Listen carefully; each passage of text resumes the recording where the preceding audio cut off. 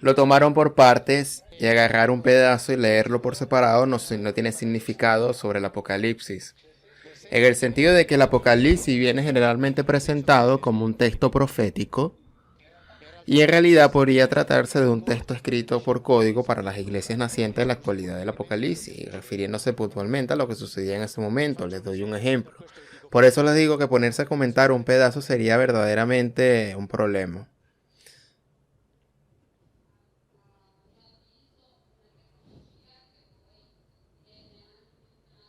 Sí, sí, sí, lo sé, lo sé. Pero ya va más allá de una respuesta. Es un tema, pero muy, muy largo. Muy largo. Este... Preferiría no tocarlo con respecto al apocalipsis. Les pongo un ejemplo para decir. Como ya saben que Apocalipsis se habla del 666, ¿no? El número de la bestia.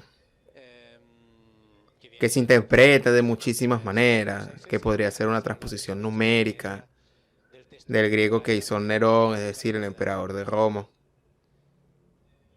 Tanto es así, por ejemplo, el mismo pasaje del papiro de Osirinco, que es un papiro más antiguo que ese, de la que deriva del Apocalipsis, 666 no es 666, sino 661, que sería la transposición numérica del nombre griego de Calígula, que es el emperador que reinó antes de Nerón. ¿Cómo decirlo? Era un texto que fue modificado a mano, por ejemplo, cada vez que, como en ese caso, se cambiaba el número y la referencia de su nombre. Por eso es que digo que leer un solo pasaje requeriría que se hiciera toda una introducción similar a la que hizo el Antiguo Testamento.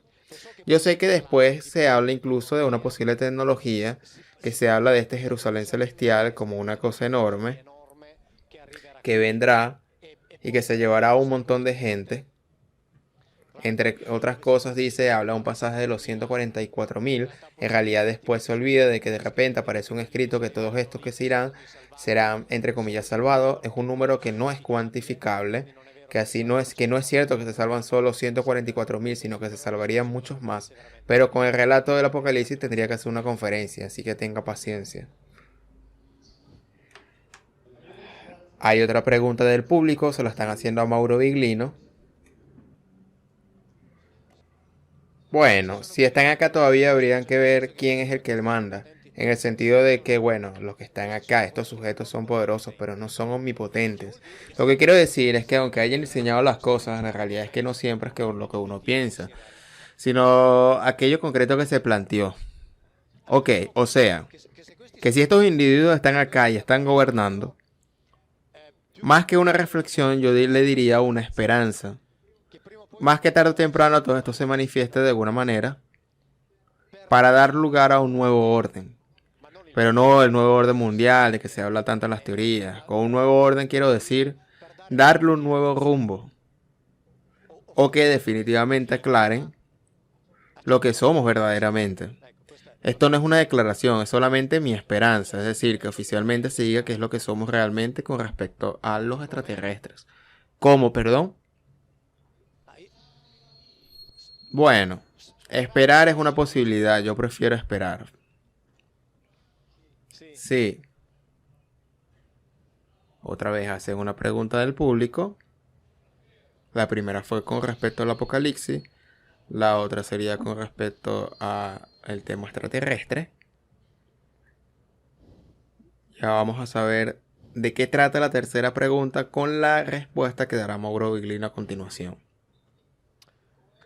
Eclesiastés 3:19.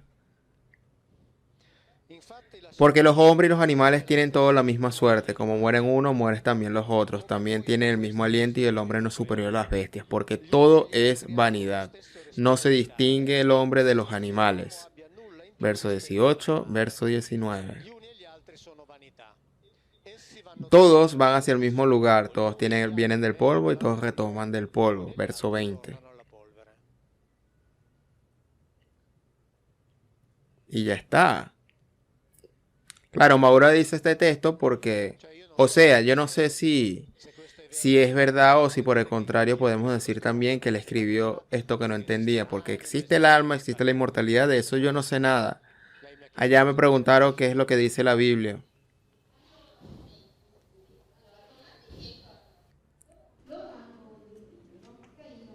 Claro, Mauro habla del Eclesiastés porque se confunde el hecho de que en la antigüedad había alma o la existencia de metafísica en sus creencias y saca la prueba de Eclesiastés para mostrar que en realidad no había metafísica en el Antiguo Testamento. Ahora le preguntan sobre el Gran Edén. Ahora bien, si queremos hacer una distinción, digamos esto, que los adamitas eran una especie particular, genéticamente más pura, porque estaban hechos para ser usados por los Elohim y tenían que estar dentro del Gran Edén. Después, cuando ocurre eso que no debería ocurrir, los Elohim empezaron a temer que los Adán se volvieran más poderosos que ellos y por evitar que tuvieran el acceso a las otras prácticas que estaban reservadas a los Elohim, los expulsaron. Los expulsaron afuera, pero eran sapiens comunes. El sapiens es el resultado porque como deriva de aquella translocación robertsoniana, que ya explicamos en otra conferencia, es siempre un producto de ellos. Después, dentro del sapiens, ellos se fabricaron esta especie particular llamada adamitas, que es la especie a la que se ocupa la Biblia, porque la Biblia no se ocupa de la humanidad, se ocupa de los adamitas, que son un grupo particular, desde el punto de vista genético mucho más puro respecto a los otros, porque tenía mucho más, incluso también porque ellos se podían unir sexualmente con las hembras adámicas, mientras que el sapiens siguió por su cuenta. Tanto es así que Caín, cuando asesina a Abel, por lo que es desterrado del clan familiar, dice, pero si me expulsan de acá cualquiera me va a encontrar y me va a matar. ¿Por qué? Porque él tenía miedo de terminar en medio de los otros que a su punto de vista eran bárbaros, porque ellos eran un grupo mucho más civilizado, porque estaban en contacto con los Elohim. Me explico, los otros eran los sapiens, los normales, que estaban siguiendo la evolución normal. Eran esclavos también, pero no tenían el mismo tratamiento, ni genética ni cultural, digámoslo así, que en cambio sí tenían los adamitas, que era el grupo del cual se ocupa la Biblia. Yo diría que a partir de un cierto momento sí, o sea, en el sentido de que mejor pensemos en algo. Adán y Eva se podrían colocar alrededor del año 4500 a.C., es decir, son muy cercanos a nosotros, Adán y Eva, es decir, los adamitas. Y esto sale de muchos cálculos, ¿ok? Hechos y algunas a partir de incluso premisas distintas entre 4500 y 4200 a.C. Entonces, cuando estos son expulsados de allí, o sea, este clan, esta tribu, porque no es que era una sola tribu, porque para hacerlos producir había varios masculinos y varias femeninas. Cuando estos son expulsados, llevan al exterior. Estamos en el norte de la Mesopotamia, así que después se expande por el territorio. Llevan al exterior todo su conocimiento de antropología y arqueología, que es lo que dicen, que 4000 años antes de Cristo en la Mesopotamia aparece, sin ninguna historia precedente, una civilización completamente formada. O sea, Sumeria apenas aparece en la historia. Ya conocen la escritura, el arte de la construcción, la agricultura, la astronomía, la matemática, la escritura. Ahora bien, tenemos un texto en el que se dice que un grupo cultural avanzado es expulsado del Gran Edén, que significa jardín cerrado protegido, o sea, era el laboratorio en el que se podía entrar. Después llaman a ese lugar la Mesopotamia. La arqueología dice que ahí, de la nada, aparece una civilización que ya estaba completamente formada. Si ponemos juntas las dos cosas, queda que los Adán y que los sumerios son los sumerios. Adán son los sumerios, fueron los expulsados de ahí. Ellos pusieron a vivir en la Mesopotamia y de improviso aparece esta civilización, que teóricamente podrían ser ellos. Ahora bien, cuando Eva hace lo que no tenía que hacer, es decir, cuando al parecer se unió sexualmente con un Elohim de quien habría sido engendrado Caín, el jefe de ese Elohim dice, de hecho, después ella se unió con Adán y nace Abel. Según el Génesis, el jefe de los Elohim dice que habrá siempre enemistad entre la estirpe de esta serpiente, entre el linaje de Elohim y el linaje de la serpiente. Al parecer ahí se identifican dos descendencias, dos linajes. Una es la que digamos cainita, que deriva de la unión sexual entre Eva y en algunos rabinos describen que Eva podría haber sido violada. O sea, que fue obligada, digamos, a tener relaciones sexuales. Y por el otro lado estaría la descendencia adamítica, que sería la pura, es decir, la que viene directamente de Adán y Eva, digámoslo así.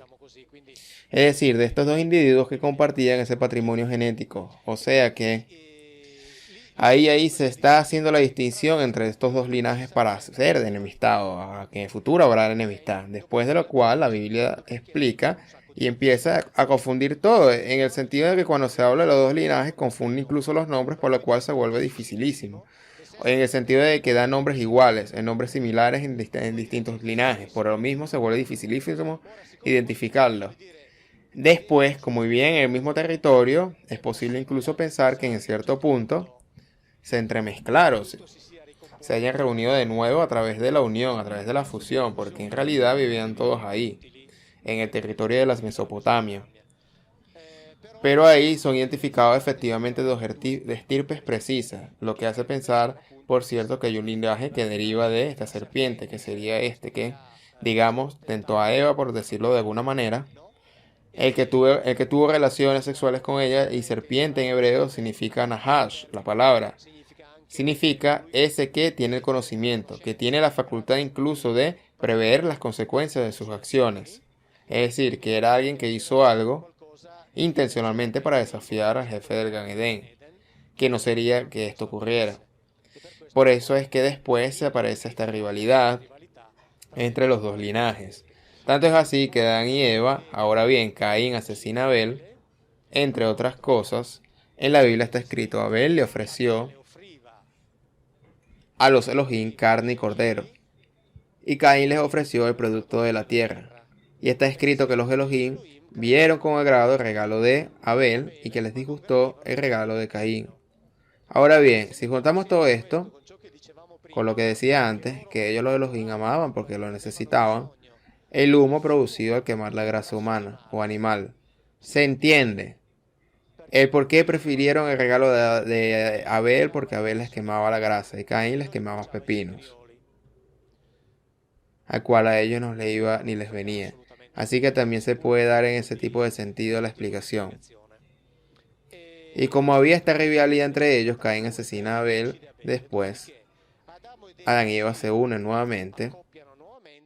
Y también ahí, analizando bien lo que está escrito en la Biblia, se dice que Adán tiene otro hijo que es su imagen y semejanza, y así que en realidad se podría de hecho pensar en otro caso de clonación, hecha artificialmente para tener de nuevo individuos iguales.